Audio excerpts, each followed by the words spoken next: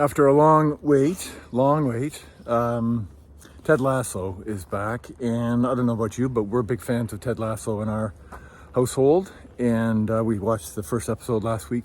And what I've decided to do is, assuming it's 10 weeks long, the series, this third and final series, is I'm going to do a little bit of an expose on Ted and the themes of that show for the next 10 weeks. And so just to get started on, if you didn't see the show, you don't have Apple TV, it doesn't matter. It's okay. I'm still gonna just comment on what it evokes in me in terms of high performance, in terms of coaching, in terms of all of the themes that Robin and I tend to talk about in our practice. And it's so interesting. If I had a nickel for every time somebody said, "Wow, Ted Lasso reminds me of the work you and Robin do," we'd be we'd be spending more time in Maui, that's for sure.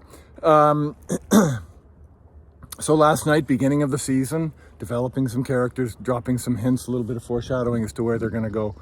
And, clearly they're building some animosity between two coaches. And, what they're playing into, one coach is embracing an egocentric approach where it is a war, it's combative, it's my team against your team, and there's name calling and belittling and othering and all that sort of stuff, all the traditional stuff you might see in Hollywood.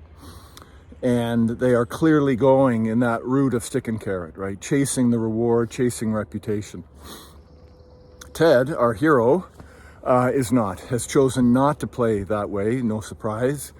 He responds to those comments at a press conference that the other coach is a good guy, he's very talented, I wish him all the best, all that sort of stuff. So certainly taking more of a human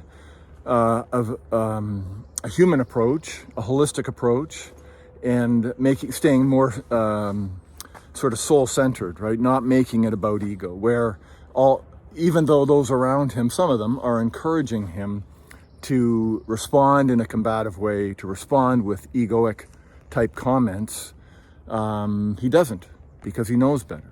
And I think the other interesting bit was the juxtaposition of one practice where the athletes, Ted's team, they are up in their heads. They're worried about the season's predictions that will have them finishing last in the year. And all the players are reading social media. They can't believe that the pundits have decided that this team is going to finish last.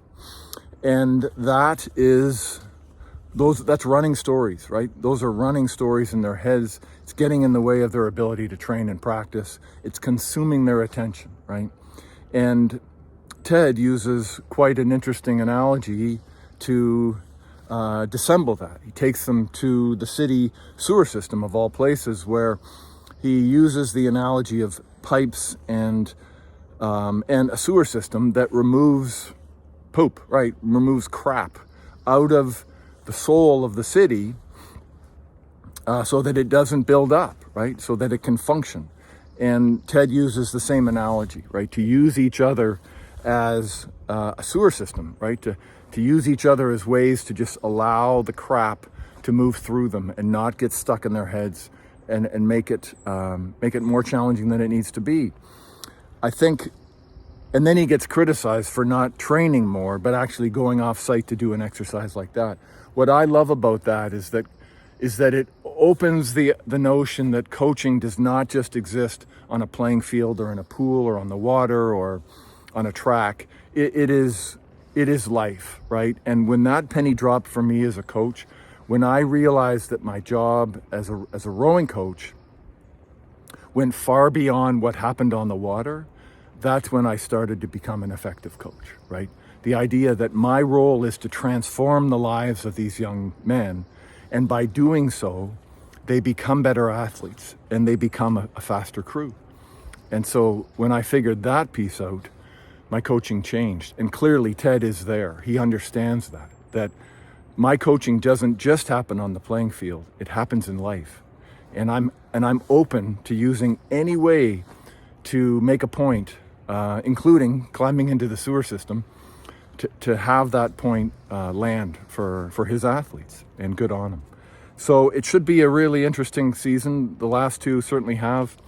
If you haven't ever watched it, we would certainly highly recommend it. It's very well produced. The acting's fantastic. The themes are so relevant, not just for sport, but life. And so, yeah, if you're interested, get on Apple and grab that show. But as I said, you don't have to. I'll simply talk about it in a way that speaks to your life as an entrepreneur, as a leader, as an athlete, as a coach, what have you, okay? The lessons in TED transcend sport. It's not just about soccer. It's about life. And yeah, look forward to this. Okay, so have a great week. Hope you're all doing well. Take care of each other, and we'll see you next time. Okay, bye everyone.